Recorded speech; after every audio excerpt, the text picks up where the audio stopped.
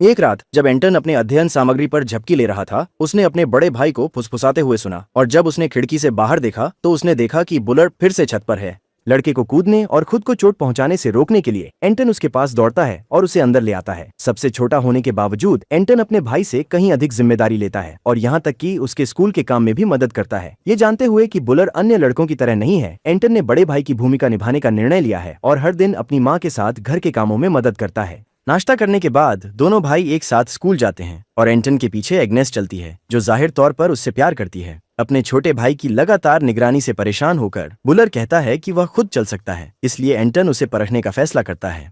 जब पैदल यात्री संकेत हरा हो जाता है, वह बुलर को पहले पार करने के लिए कहता है, लेकिन जब गाड़ियां फिर से चलने लगती हैं तो लड़का टूट जाता है। अपने भाई की सुरक्षा को लेकर चिंतित एंटन फिर से हरा होने का इंतजार करता है और उसके पास दौड़ता है।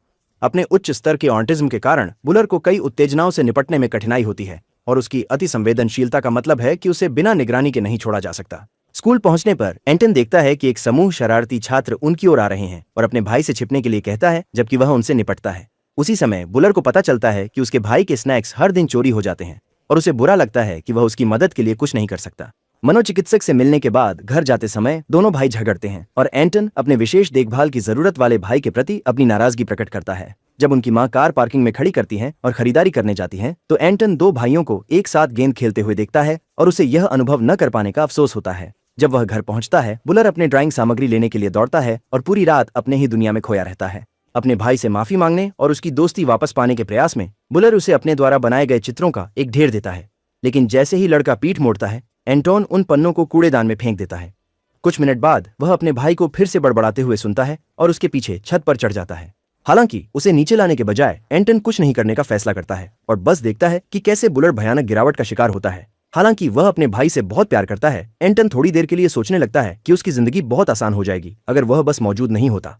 अचानक एक जलती हुई अंतरिक्ष गोला स्कूल के पास के पार्क में गिरती है जहां एंटन पढ़ता है और जब यह जमीन पर टकराती है तो बहुत नुकसान करती है। अगले दिन जब शिक्षक अपने छात्रों को सैर के लिए ले जाती हैं, तो छात्र पार्क में इधर उधर बिखर जाते हैं और एंटन एक मकड़ी के साथ खेलने लगता है। लड़का बताता है कि वह चाहता है कि बुलर को एक मकड़ी काटे और वह स्पाइडरमैन बन जाए, क्योंकि तब वह एक सुपर हीरो का छोटा भाई होगा। उसी समय एंटन देखता है कि मिट्टी के टीले के अंदर से धुआं निकल रहा है और यह जानने के लिए उसके पास जाने का निर्णय करता है कि इस घटना का कारण क्या है। इस बीच अन्य अपने बेटे के लिए वैकल्पिक उपचार खोजने के लिए एक प्राकृतिक उत्पादों की दुकान जाती है और विक्रेता एक पौधे का सुझाव देती है जिसे तिब्बती भिक्षु चमत्कारी चाय मानते हैं। जिन्होंने वह चाय पी थी, उनके इंद्रियों में वृद्धि हुई और जीवन के बारे में अधिक स्पष्टता प्राप्त की। यह सुनकर अन्य उस पौधे को लेने का निर्णय करती है, इस उम्मीद में कि चाय उसके बेटे को वास्तविकता में बसने में मदद कर सकती है। जब शिक्षक कक्षा समाप्त होने की घोषणा करते हैं, एंटोन अपनी चीजें समेटता है और देखता है कि एग्नेस उसका पीछा कर रही है।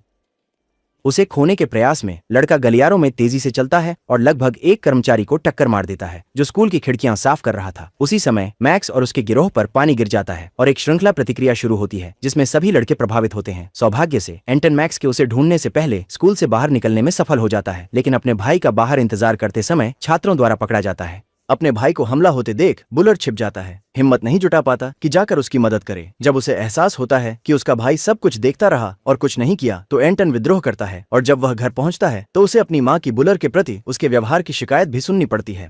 बहस के दौरान एंटन कहता है कि वह अपनी मां की हर चीज में मदद करते करते थक गया है, खासकर अपने भाई की देखभाल करने में, और कहता है कि वह वयस्क बनने का इंतजार नहीं कर सकता ताकि वह उस घर को छोड़ सके। लड़ाई के बाद लड़का छत पर चढ़ता है और सितारों को देखते हुए एक इच्छा करने का फैसला करता है। उसकी एकमात्र इच्छा है कि उसका बड़ा भाई बाकी सब की तरह हो, और उसी क्षण वह देखता है कि एक हवाई जहाज उसके घर के ऊपर से उड़ रहा है। उस रात एंटोन अपने भाई द्वारा उसके लिए बनाए गए सभी नवीनतम चित्रों को खोजने का निर्णय लेता है और जब वह उन्हें इकट्ठा करता है तो लड़के को एहसास होता है कि वे एक बड़े पहेली के टुकड़े हैं। जब वह पृथ्वी पर गिरती हुई एक बड़ी अंतरिक्ष गोला की छवि देखता है तो लड़का अपने स्कूल के पास वाले पार्क में लौटता है और खुदाई शुरू कर देता है, क्योंकि उसे यकीन है कि गोला वहीं गिरा था। जब वह अंततः वस्तु को ढूंढ लेता है तो एंटोन उसे घर ले जाने का फैसला करता है और यह पता लगाने के लिए बुलर से मदद मांगता है कि यह क्या है। अपने भाई की चित्रों के आधार पर एंटोन को यकीन है कि बुलर जानता है कि वह गोला क्या है और लड़का दावा करता है कि यह किसी दूसरे ग्रह से आया है। उसी समय सबसे छोटा बेटा बेसबॉल बैट पकड़ता है ताकि उस चीज को खोलने की कोशिश कर सके और 2 बार मारने के बाद खोल एक सीप की तरह खुलने लगता है। इसके अंदर से अनगिनत टेंटिकल्स और चमकदार तितलियां निकलती हैं और कमरे के चारों ओर उड़ने लगती हैं। जैसे ही वह खोल के पास जाता है यह जांचने के लिए कि क्या अंदर कुछ और है, एंटोन को एक वस्तु मिलती है और गलती से अपने भाई के अंगूठे पर नीली किरण चला देता है। जाता है। फिर बुलर की उंगली चमकने लगती है और दोनों के सामने लीज का होलोग्राम दिखाई देता है, जो एक खिलौना इंजीनियर है और काइपर बेल्ट में रहता है, जहां ग्रह कुबर स्थित है। जिस क्षण उसने सेवानिवृत्त होने का निर्णय लिया, लीज ने अपने खिलौनों को अंतरिक्ष में यात्रा पर भेज दिया ताकि अन्य आकाशगंगाओं के अन्य बच्चे उसकी महानतम आविष्कारों का लाभ उठा सकें। इस निर्णय के कारण एंटोन और बुलर अब एक सुपर ट्रिप कंट्रोल के मालिक हैं, जिसे एसटीसी के नाम से भी जाना जाता है, जिसे सीधे पानी या धूप के संपर्क में नहीं लाया जा सकता। प्रसारण के अंत में कमरे में एक तैरती हुई स्क्रीन दिखाई देती है और एंटन प्ले दबाता है। उसी समय खिलौना चमकने लगता है और लड़का लेजर बीम को एक्वेरियम की ओर इंगित करता है। बीम से टकराने के बाद सुनहरी मछली तेज गति से घूमने लगती है, जिससे पानी में भंवर बन जाता है। डर के मारे दोनों भाई कमरे से बाहर निकल जाते हैं और स्थिति को गुप्त रखने के लिए दरवाजा बंद कर देते हैं। फिर वे दोनों बुलर के कमरे में सोने चले जाते हैं और जब लाइट्स बंद हो जाती हैं तो लड़के का अंगूठा फिर से चमकने लगता है। उसी क्षण लड़का इस निष्कर्ष पर पहुंचता है कि वह किसी अन्य ग्रह का है और इंतजार करता है जब तक कि बत्ती बुझ न जाए ताकि वे सो सकें। अगले दिन सुबह अन्या अपने बेटे के लिए तिब्बती भिक्षु की चाय तैयार करती है और बुलर इसे पीने का निर्णय लेता है, क्योंकि वह सिर्फ एक किशोर बनना चाहता है जैसे बाकी सब।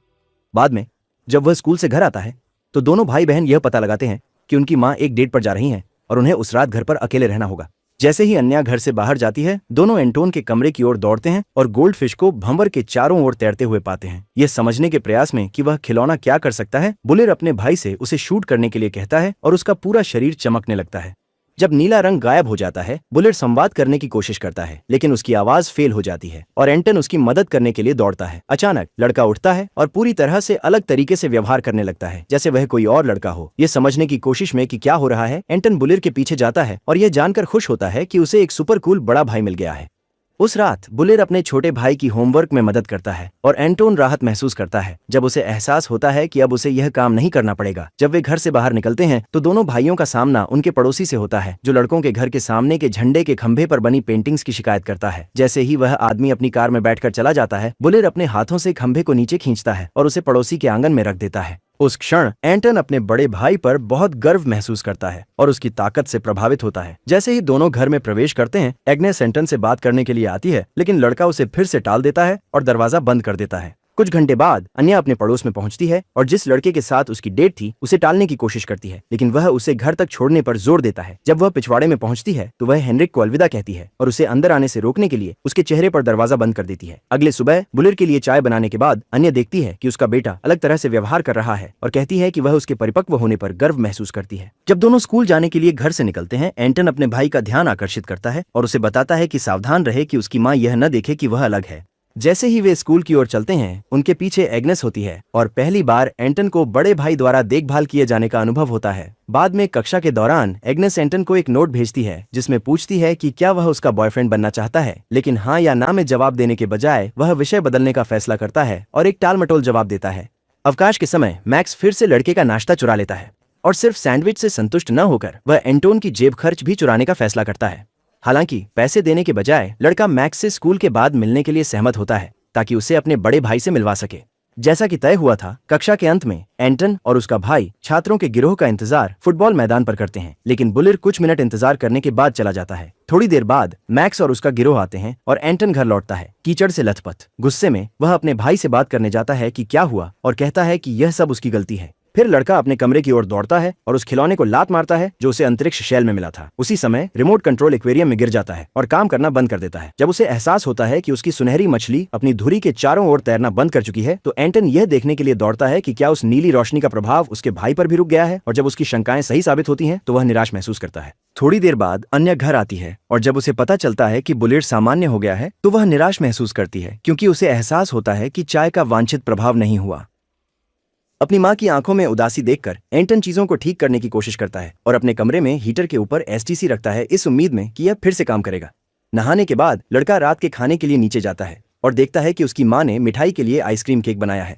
उसी समय एंटन महसूस करता है कि वह ठीक नहीं है और उसे सांत्वना देने के लिए उसे गले लगाता है।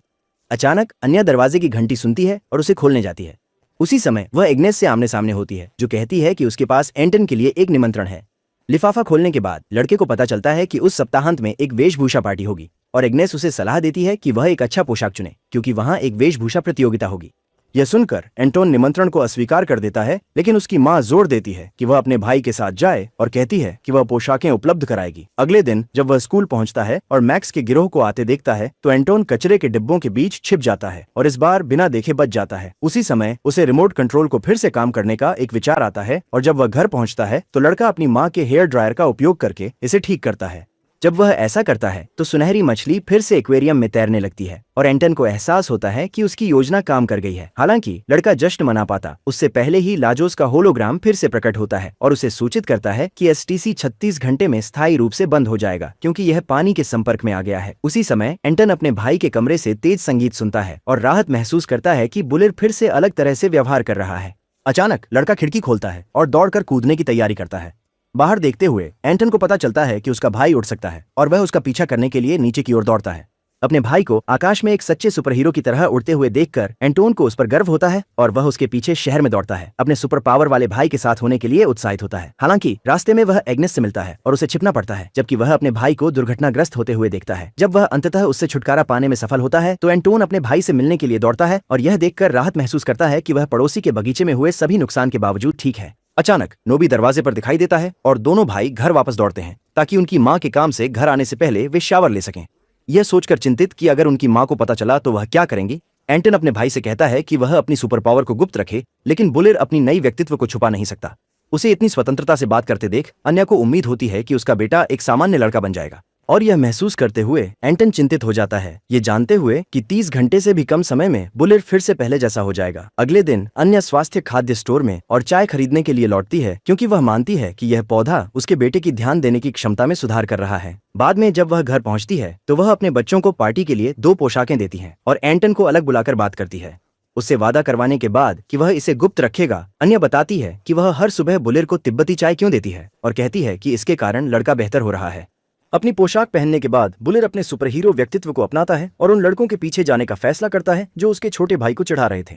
उनका मजाक उड़ाने के बाद लड़का कहता है कि वह मैक्स और उसके गिरोह का इंतजार उस मैदान में सुबह करेगा और उनकी गेंद को हवा में लात मारकर गायब हो जाता है। हालांकि जब वह घर पहुंचता है बुलिर को पता चलता है कि अगले 11 घंटों में वह अपनी सुपर पावर खो देगा और वह रोने लगता है क्योंकि वह पहले जैसी ही व्यक्तित्व में वापस नहीं जाना चाहता। ये महसूस करते हुए कि वह अपनी किस्मत नहीं बदल सकता, लड़का अपने छोटे भाई के साथ अपनी आखिरी घड़ियां बिताने का फैसला करता है और उसे सुपर पावर देने के लिए एसटीसी का उपयोग करता है। फिर दोनों पार्टी में जाने के लिए नीचे जाते हैं और दरवाजे पर हेनरिक से टकराते हैं। जब लड़के पार्टी में होते हैं, आदमी कहता है कि वह उनकी माँ के साथ रहेगा। स्कूल पहुंचने पर दोनों भाई बहन एग्नेस को एक काले बिल्ली के रूप में तैयार पाते हैं और पता चलता है कि वे पार्टी के एकमात्र मेहमान हैं। उसी समय लड़की नाचने के लिए नाम निकालती है और एंटन चुना जाता है। जब उसका भाई डांस फ्लोर पर होता है, बुलिर स्नैक्स खाने का मौका लेता है और पता चलता है कि उसके भाई का नाम सभी लॉटरी टिकटों पर लिखा था।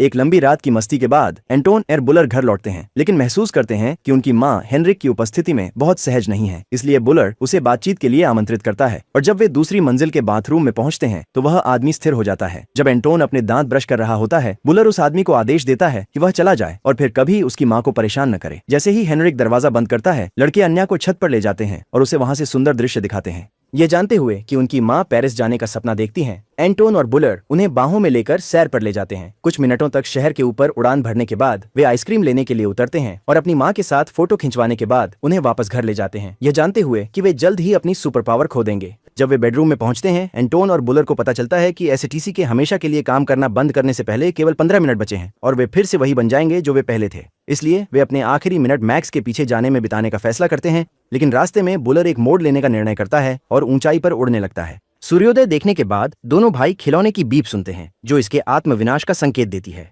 उसी क्षण वे अपनी शक्तियां खो देते हैं और तेज गति से गिरने लगते हैं।